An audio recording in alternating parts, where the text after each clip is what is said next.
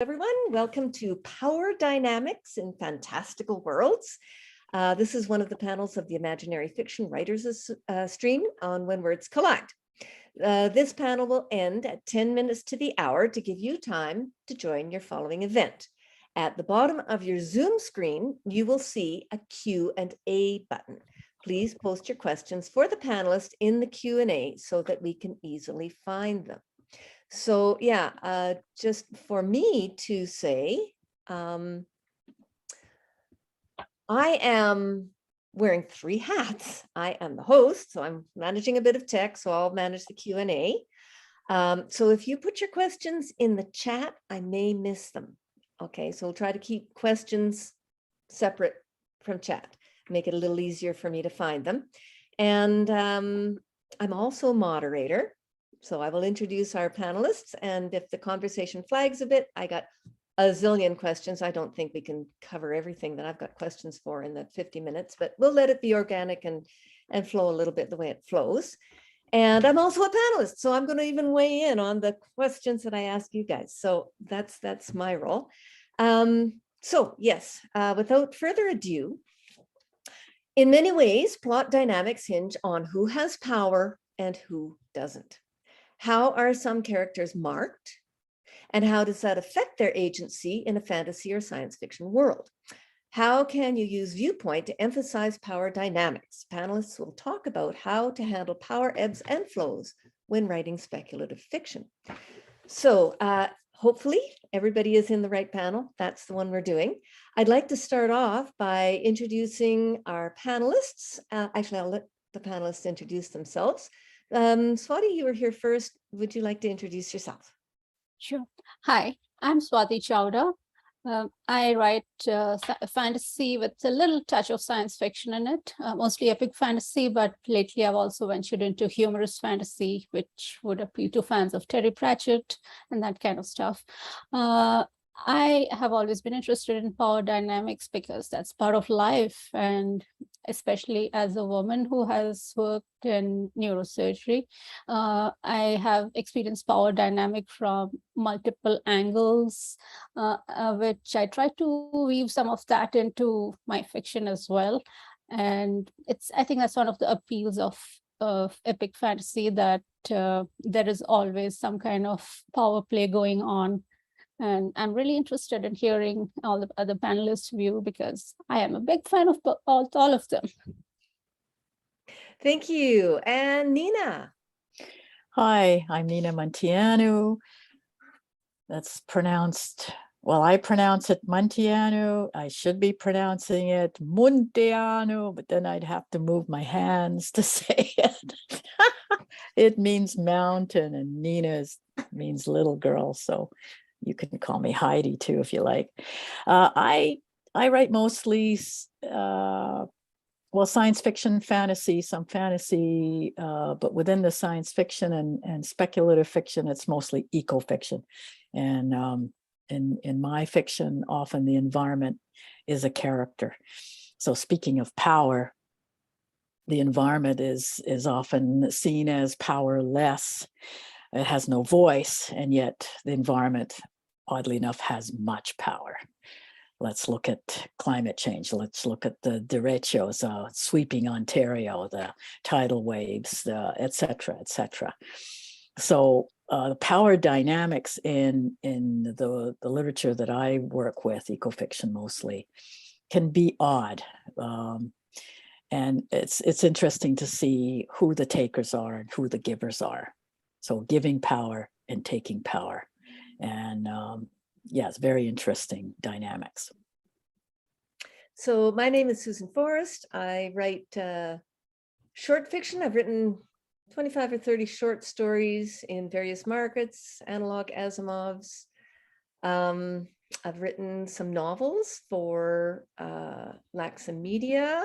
My first 2 of my series both won awards. I'm pretty excited about that. Congratulations. Oh, and I'm up for an award for short story this year too. Excellent, excellent, excellent. So yes, and Swati, you're in my acceptance speech if I ever if I win, we'll see. Swati did a sensitivity read for me, so Oh, perfect. yeah. Perfect. Anyway, yes, I edit, I teach. Yeah, that's me basically. Why don't we jump into, I really do like to start off with just a little bit of definition, because I think like, what is power? I think, Nina, you were mentioning about taking power and giving power. Just what are we talking about when we talk about power in fantasy worlds? Oh, you want me to talk? Okay. Talk. I could talk.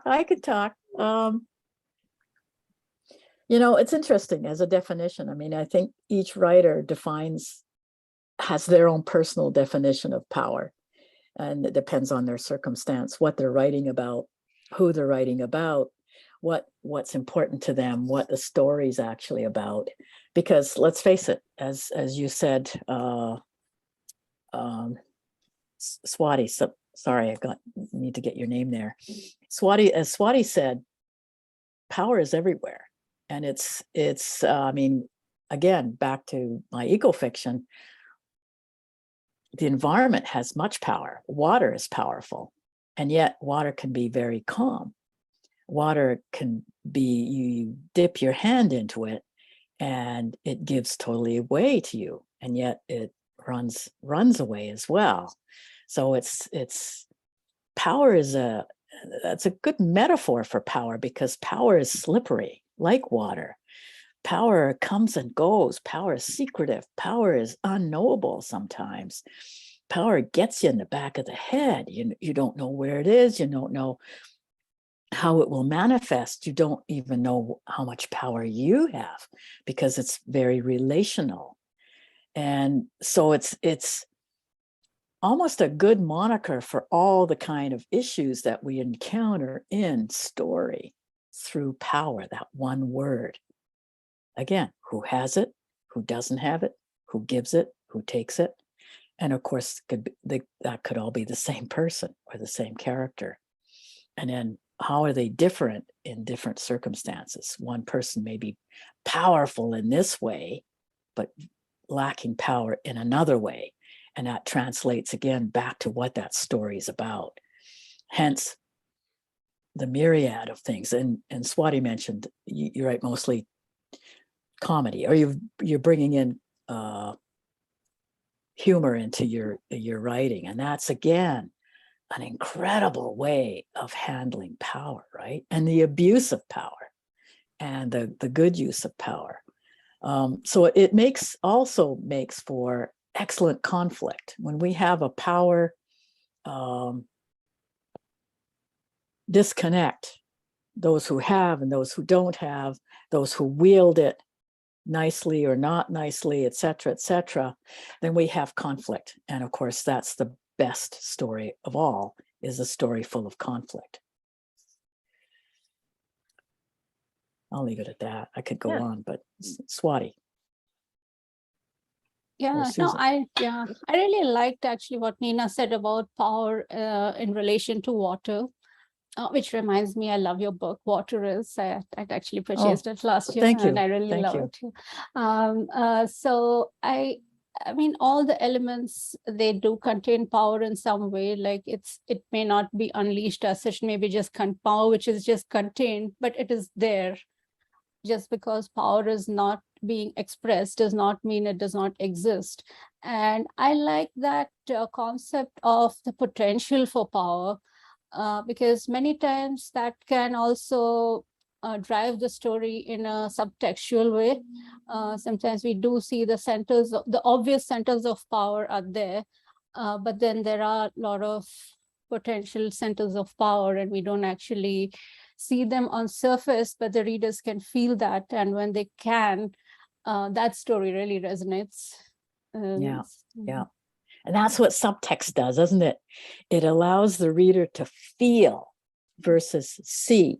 Seeing is too direct. Seeing is like telling.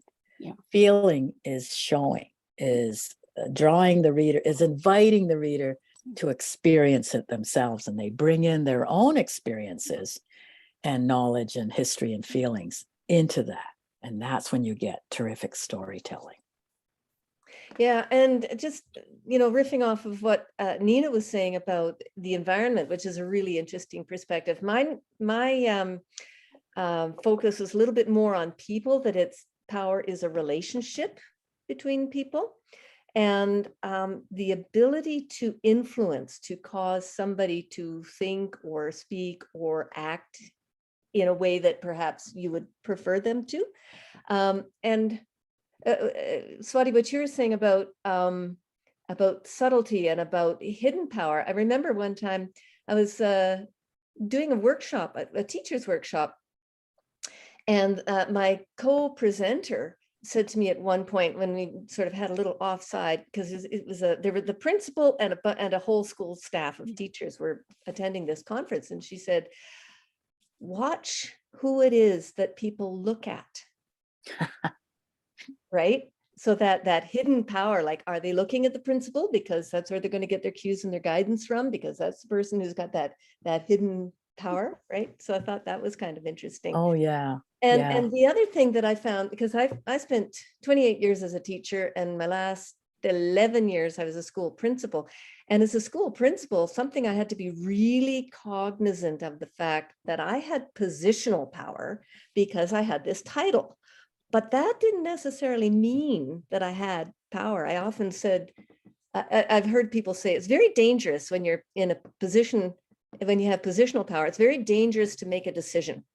So I would often say, yeah, I may choose the color of the paper. That's what I choose. But everything else had to be kind of negotiated and talked about. I mean, especially perhaps when you're in a more formally structured, like a monarchy that you're writing about in your epic fantasy, that might be one thing. But when you're in a democracy or in a democratic institution, that power, like the water, right? It ebbs and flows, and different people have different amounts of influence. And you see that in a meeting all the time when, okay, I know the majority supports plan A, but we got 3 really strong voices for plan B, and they were the loudest and they spoke last, and the whole vote went that way. Have you ever seen that happen? Yep. So being the principal reminds me of a story, but I'm not going to share the story, but just the analog is a little bit like being king of the hill. You're, on the one hand, you're at the top, you're positionally at the top, but you're also the visible one, the most visible. And in some ways, if we take it further, you're the target. Oh yeah. Right? The king, right? I mean, that's how the game is played, right? Yeah. You want to knock off the king. And you get this sense, and it's almost a good story about how power happens, right? Everyone seeks that position. Everyone wants to be king of the hill, but by attaining it, as soon as you attain it, you're dead, you're a target, right? Well, you're a target. You're going to go down, baby. And there is no decision that you can make when you're in that position that somebody isn't going to disagree with. Right. Yeah. Absolutely. And so from my perspective, then what you really had to have is a strong sense of your own morals and values, and say, okay, I'm making this decision in the favor of children come first. And that might mean that this teacher isn't going to teach next year because you're just not a good enough teacher, right? And that keeps you up there longer. So I'm going to bring in ecology again, because it's all about succession, and nature does the same thing. Nature is marching on in a successional kind of direction. So you have, first of all, the rock, and then you have the moss growing on the rock. So that's like the king of the hill got there first. The moss got there first. And then it creates a scenario that's better for something else. So a seed gets in it, or it cracks the water, or whatever. The water cracks the road, the rock, and then soil gets in. Moss is out of the picture. Now a tree's growing there instead. So the key there is that by attaining that spot, you create the scenario for someone else to take your place. And it's a power thing. power dynamics is always like that. Those who attain power create, and inevitably simply by attaining it, but perhaps more than that, the scenario of getting deposed. And so it's always moving, it's always in motion. There are those that want and those that get and those that lose. But does it have to be that way? As a finer graining, I guess you could say, of the definition, one of the things I was thinking about was different sources of power. So you're talking about ecological power. I talked about interpersonal power and positional power. I think there are other kinds like knowledge, right? Especially in fantasy, knowledge of magic, for instance. Yes. Or in science fiction, you have knowledge of technology. You can have people who have or skill or personality, like the skill of or the power of kindness to influence somebody. Do you guys want to throw out other types of power we could be talking about? I can't think of anything offhand. Well, money. Yeah, there's always power of money, and then Yeah, there's power economy. for power of its own sake. There are those as well. Self-knowledge, you mean? No, Confidence? those who just like those who have some kind of insecurities or whatever, and they want the power because the power makes them feel powerful. Mhm. I mean, they may have felt powerless at some point, and they want to acquire power so that they never have to feel that way again, that kind of a thing. Or the opposite, where yeah. you have self-knowledge and you have the confidence and you don't really need the power, the sense of power, because it's within you. Yeah. And then you exude that, oddly enough. It's almost like a oxymoron. Absolutely. Even education itself is a form of power, because those of us who do have access to it, and those that don't, and then those who are perceived. Right. I mean, and there are there's- gatekeepers. Yeah, there are actually gatekeepers to this. There was actually a mythology in India, the Mahabharata, which has there was a famous teacher there, Dronacharya, and he was the teacher of the famous group of people called Pandavas and Kauravas, who are the main protagonist and antagonist groups. There was a guy who wanted to learn, who was an excellent archer, but he was denied entry into that school because he belonged to a lower class. He was not a royal. And he went and erected a statue of the teacher, and he practiced in front of that statue every day, and he learned the skills on his own. But like that, there are actually gatekeepers to education as well. And I think in fantasy, knowledge generally. Yeah, knowledge in general. And I think in fantasy, that is actually one of the things, even in that Patrick Rothfuss's Name of the Wind, when he's poor, the protagonist is poor, and he is denied admission in the school because he has no money to pay for it, even though he's better than the others. But could poverty even be a form of power, in the sense, I got nothing to lose? Yes. Yeah, I'm not within the confines or the restrictions of those that are within a power or in a club, if you will, right? Yeah. Somebody in the so that's like the homo sacer. Wealth, resources, labor, economy. Yeah. Sorry, Nina, I cut you off. No, I was just going to continue that with the idea of the homo sacer.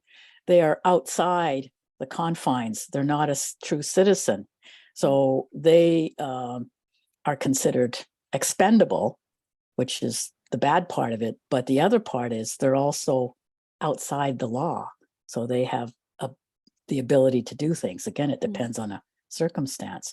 But I'm thinking as an example that would show a number of these things is Dune, for instance, where the power, all kinds of different powers are exerted or expressed in that story. The power of the planet itself, the power of the worms, the power of the Fremen, the power of the I forget Paul's group, and then the power of the Harkonnens, and then how each of those introduce.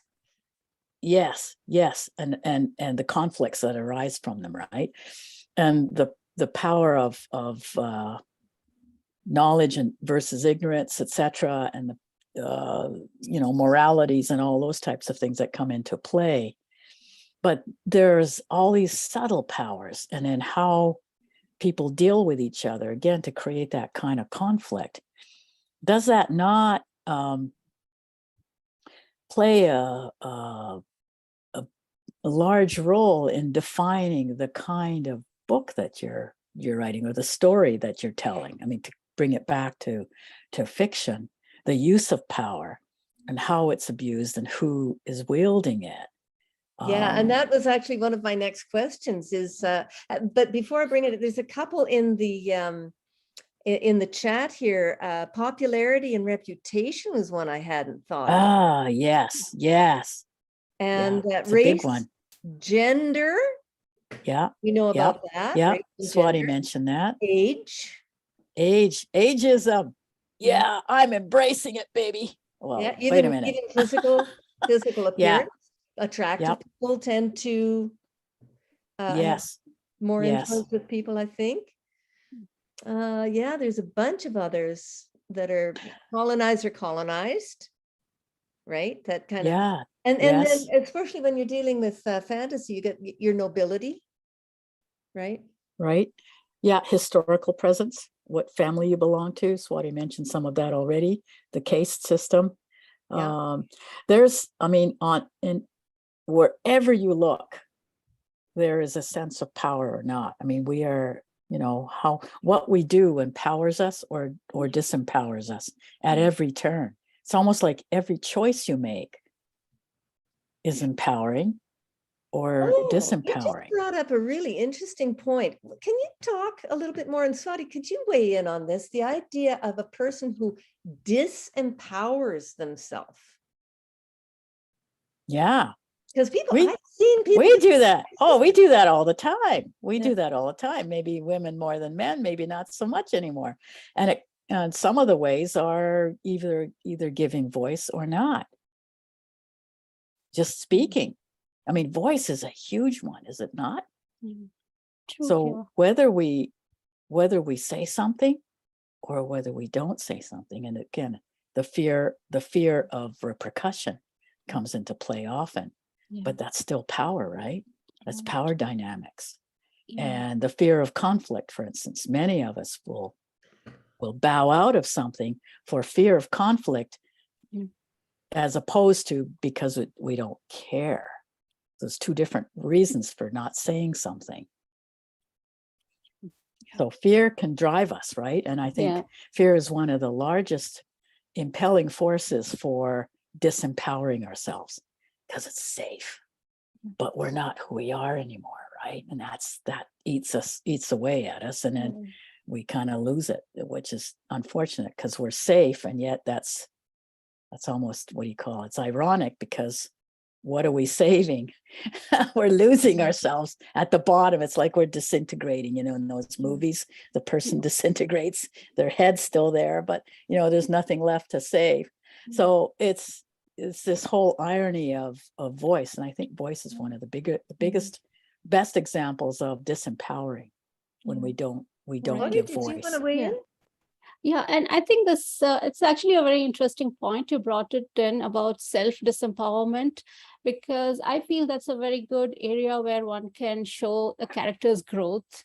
If the character is in the beginning, if somebody has disempowered themselves for any reason, it means that there is something they are insecure about, which they are unwilling to face, or they are not yet strong enough to face. And it's our job as writers to create character events, plot events, such that they are forced to face those things. And then they have the choice whether to continue being disempowered or whether to rise up. And I feel that self-empowerment, especially at the beginning, is an excellent way to begin the character's arc. And that can actually be used as a great way to throw things at the character plot-wise as well. Dead Poets Society. Swati, have you seen that movie? No, I haven't actually. Poet Society is a great example of just what you said. The young lad, he's not even the main character, but as far as I'm concerned, he is the hidden protagonist. And how he goes from literally being disempowering, not speaking, to making the very best thing ever at the end of the movie. Beautiful, beautiful movie with Robin Williams plays the poet, the teacher. Yeah. So again, the growth of the character is shown beautifully by those inkling things, and we start off by making it obvious that that's that trait is being followed through. And I think even especially in epic fantasies with multiple characters and multiple POV characters, it's a great way to contrast, like bring out the theme as well by showing two different characters making different choices when the same events. Like even in Lord of the Rings, Boromir and Faramir both had the ring offered to them, like the ring accessible to them, and one made a choice which led to his downfall, and one made choices which actually saved the society. And that ring was actually disempowering them in a way, but it was up to them to what extent they allowed it to overpower them. Overpower can be more devastating than disempowering. And that's interesting too. So demurring on something can be elevating in some way.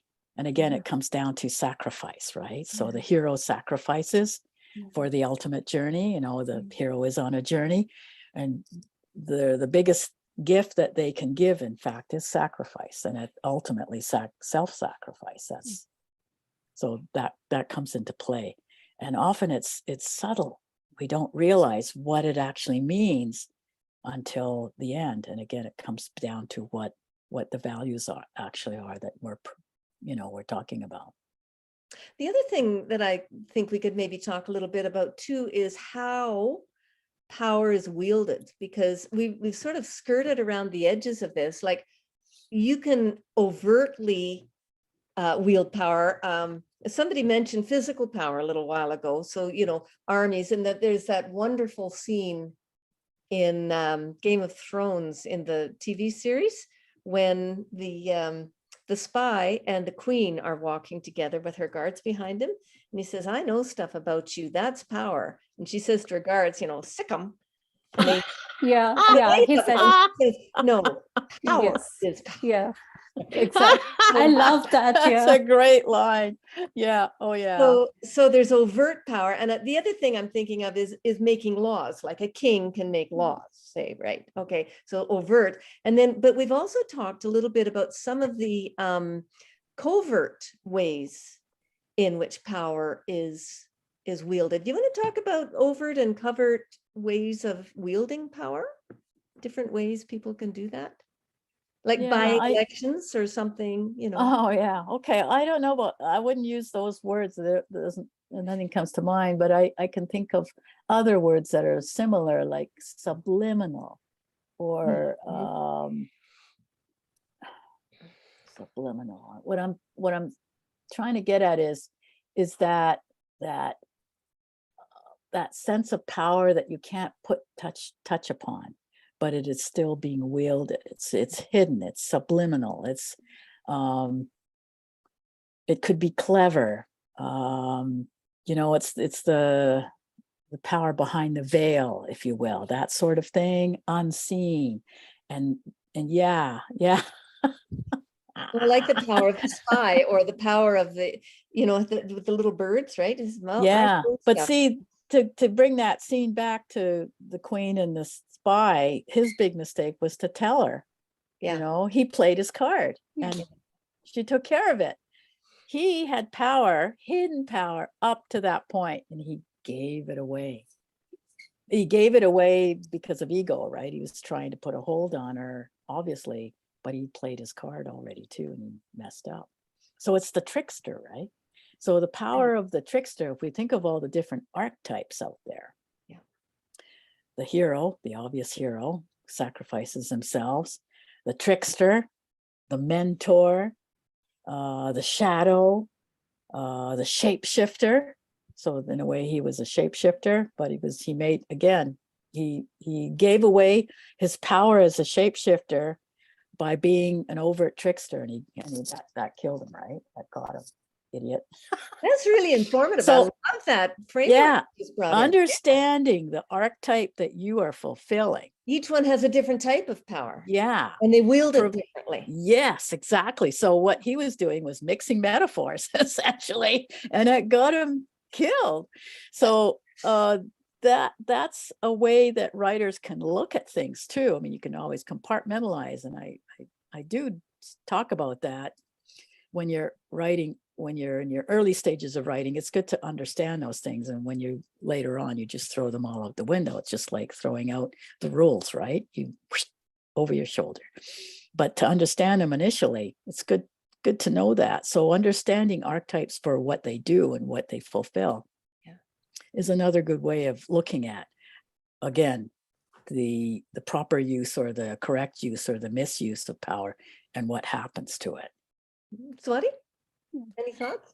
I think one thing is that power of, like, we are talking about the different types of power, and one thing I always enjoy seeing is power of the seemingly powerless people.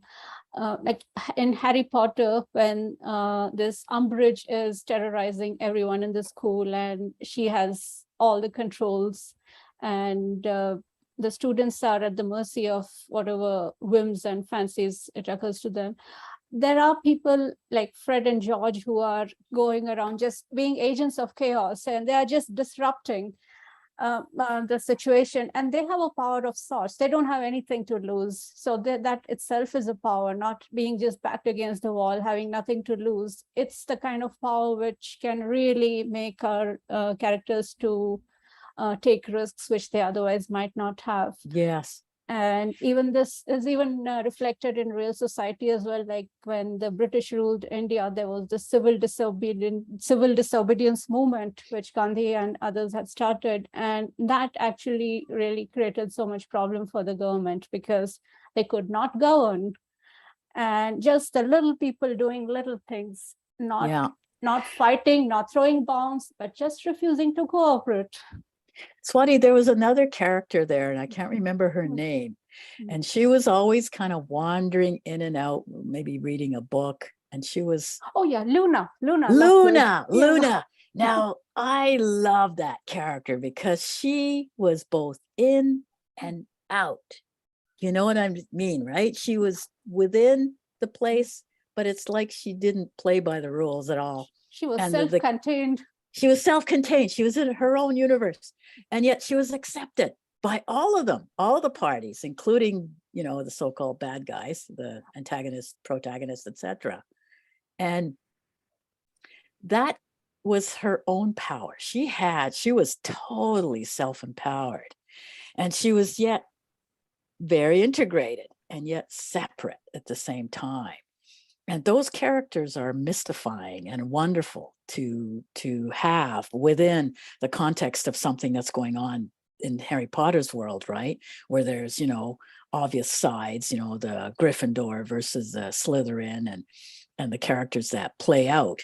So she's like that. I guess in a way, she's like, you've got two warring factions, and then you have the medical people, right? And they're hands off, guys, they're not on either side. And yet she was on one side, I suppose, more than the other. But she was an independent. I guess she was like Switzerland, right? Switzerland with feeling, if you will. Well, and somebody bad here joke. has mentioned, what about accidentally wielding power, like the Mickey Mouse character who innocently sets loose an yes. Yes. Yeah. I love that. I that. was thinking of too. This is more on a micro level. Like when we think epic fantasy, we're thinking kingdoms, right? But even say within a family, a mother maybe wields her power by making her kids feel guilty, right? That's one of the covert ways of wielding power. Oh, yeah. To go back to that, yeah. And I think, Susan, those are interesting ways of showing power in story, the more covert ones, just because they're not as obvious. And this is what story is, where fiction really shines, when we go into those nether places, the places that we tend not to go in, the dark alleys, that's sort of stuff. Like I was just doing that in Vancouver, heading into the dark alleys to look for these gems. I ended up in what's called Blood Alley, and it was it's really called Blood Alley. And it starts off one end of the tunnel, one end is just reeks with urine, but at the other end is this nirvana of trendy, cool restaurants, all in the same alley. So when you head in there, you just don't know what you're going to get. But to go back, sorry, I'm veering off, but to go back to that in story, when we explore those weird ways of wielding power, like you were saying, it's a surprising power, right? The accidental power of Mickey Mouse. That becomes very interesting. See, just by that person mentioning it and you mentioning it, I remember that's memorable scene. That's a memorable part of the whole of Fantasia, actually, is that one little scene where he just really gets into trouble. He's the troublemaker, right? Mm-hmm. So when story goes into that, and I talked about Luna, those characters add an element, a focal element to story that then shines on to the rest of the seriousness of the story. In many cases, it might be comedic, but it's definitely a place of interest. And I think it's because it's surprising. And again, it comes down to power and how power comes to that person or is released by that person. Yeah. Boy, I have so many questions that I have hardly got through half my list, but I notice we're approaching 10 minutes before the end of the panel already. Oh, and boy. I do want to get to some of the questions that have shown up in the chat here. So the first one from Carl, ecofiction tends towards sensationalism. Why is there so little on the other two legs of the environmental chair, reliability and affordability, economics? It seems this would make a good power struggle in storylines. And I don't know if I could weigh in on that one first. I would disagree. Okay, go ahead. I would disagree too. Go ahead. I think a lot of ecofiction does pit those three against one another. But you're the expert, Nina. But go ahead. But I don't want me to get in the way, but I just want to add an example. A really good example is, oh God, I forgot his name now. Shit. But the title of the book is Ministry of the Future. Anyone remember who wrote it? What's his name? Oh, he's a great writer. Very famous. Awesome writer. Yeah, well, really. He also wrote New York 2040. Does anyone remember that? Anyway, it'll come to me in a minute. But the example is, does anyone know in the chat? Yes, Kim Stanley Robinson. Ministry of the Future. All about what you just mentioned. All about that. And so it depends on the kind of story that's being told. And I do disagree with this idea of whatever the word was, over dramatizing. I don't know actually what that means, because good story dramatizes. I mean, good story is based on drama, and it's based on the journeys of the personal journeys. If it isn't a personal journey, it's less likely to connect with the reader. Now, Kim Stanley Robinson in that book does both, because he dramatizes personal journeys of certain people within a larger context of societal things that are going on that hit on some very real challenges in what we're doing to the environment and how we're going to hopefully get out of it. And he touches on, climate change particularly, but without those personal dramas of these characters, it's all, story. A lot of it is polemic. A lot of it is historical treatise. I mean, that's fine too, but it's not. Did you want to weigh in on that? I'm sorry, I'm just aware of the time and go ahead. No, I think I don't really know much about this area, so I'll pass. Okay. Nicole says, how can you show the power of a group or individual, perhaps a military company, a mage, or a religious leader, without showing the threat implied by their ability to use that power. I'm not sure I fully understand that question. Wait, can you repeat it? How can you show the power of a group or individual, perhaps a military company, a mage, or a religious leader, without showing the threat implied by their ability to use that power? Yeah, okay. Well, it's the carrot instead of the stick. Yeah. Oh, can I answer that? Yeah. I think one of the ways to do it is by showing, introducing a Watson-like character, and the world in which the person or the entity with the power exists. That world has developed a way of doing things, a certain order of doing things, which they follow very strictly. And everyone thinks it's normal. And this person comes from elsewhere, and that person notices, asks question, and that's what gets people wondering. There is no actual threat because everyone has got accustomed to following that system, to be existing in that particular type of system. But it's only when somebody from outside comes who has lived in different conditions, they realize that no, there is a power imbalance here, and it's not normal or healthy. Well, it harkens on the chat here. I would say by showing people's reactions to them, and I think I'm not sure that gets away from threat, because your reaction could be fear, right? So I'm not sure. And again, it depends on the story. Great technique, right? Yeah, but an example in real life would be the different approaches that politicians have used to get people on side with COVID regulations and not regulations. Well, they are regulations, some of them, but things to combat getting COVID, and the different approaches of, let's say, the UK Prime Minister, the former President of the United States, and the Prime Minister of New Zealand. Who got the best reaction, and how did they get it?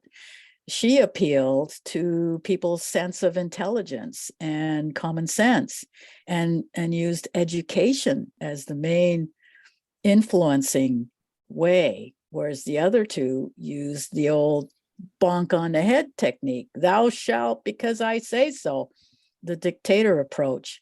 And so that the latter two are very threatening, and the first one is totally non-threatening. Yeah, that's. And then what's the difference? She appealed to them this way, not this way. And so she still had the power, but she was wielding it as an equal. And there is power in that, definitely. The power of, as you said, of influence. Yeah.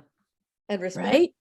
And respect. Exactly. Can we sneak one more in the last 5 minutes, maybe two? I like this one because it takes us in a total left turn. It's not talking about epic fantasy at all. It says, can the panelists please talk about power play in traditional publishing? Something we can all relate to. And I think they're talking here about gatekeepers. Anyone want to weigh in on that? Real world as opposed to writing. Oh, real world. Yeah, I mean, the not, power play not in traditional publishing. There are people who have the power. Oh, There are people who want to get in, and they're gatekeepers that aren't letting people through. And sometimes that's related to some of the things we're talking about, like probably age, sex, class, race. Sure it is. And it can be, but I'm not going to give any examples. I don't think that's fair. But ultimately, the position of the gatekeeper is highly valid for traditional publishers. And without the gatekeeper, it's a free-for-all, which it is anyway. That. You know, you've got traditional publishing, but you've also got for sure. Anybody can publish. Yeah. So you got that. And so you do to have maintain that issue of, in this area, how do you choose the good books? Because there's so precisely. many. Find them. So ultimately, it comes back to the writer who is submitting. They do need themselves to be informed, and they need to inform themselves, do the research on the traditional publishers if they want to enter that castle and be part of that castle. So getting to know what that publishing house publishes will also tell them about the gatekeepers. right? It does. What do they publish? What do they not? And in truth, to be published by a publishing house that's traditional, you really need to know what their house is all about. Now, if the gatekeeper is being unfair in some way, or the writer deems that unfair, then go to somewhere else. That's the flavor of that publishing house. I'm not giving them a, what's the word, condoning that, but that is ultimately, yeah, that's the reality of it. And we have power as writers to not choose it. Think of it that way. It's still a choice. We still have choice. Why don't you weigh in on this? You have any thoughts? I have, in a sense that, yeah, actually the thoughts I have are kind of tying to Nicole Squire's last question. What are some entrapments that writers might fall into in attempting to depict power? I think these are the same entrapments many traditional publishers fall into as well. And that is to choose something which is extremely binary, extremely black and white. Like, you know, a book has to be either a particular genre or it has to be literary. Everyone has to be able to fit into a specific category to be able to you know, because obviously the acquisition editor has to sell it to the sales team, and it's a whole business decision, and they have to be able to actually put a label on it. And I think that need for labels is exactly the same need for labels which writers also fall into while showing their own power play. And I feel that is something which actually holds publishing back as well as writers, because I think in the 21st century, we are getting more and more comfortable with gray areas and the whole spectrum of experiences. And I think the more people get comfortable with the lack of labels, the more empowered they will be. Exactly. It comes back down, Swati, to us as writers. We actually have more power than we realize. So the less we play the game of those who are forcing a game on us, and we have venues now, we have avenues, opportunities, and we accept them and we move forward, the more it will shift and they will start to play our game. I shouldn't say it that way quite, but you know, the law of supply and demand too, when they've got an incredible supply, you know, an individual can take a certain action, say, I boycott this, but the supply still gets filled in. And you know, it is 2:49. We are going to be cut off in 1 minute. So I really do need to bring us to a close. And we could go on for another couple of hours on this. We could. So much we haven't covered, but I definitely want to say thank you so much to Swati and to Nina and to everybody who came. And I hope everybody has a wonderful WWC. And I do apologize, but I'm going to have to turn it off at this point. So nice to see everybody. Bye. Very nice. Thank you for coming. Okay. Bye.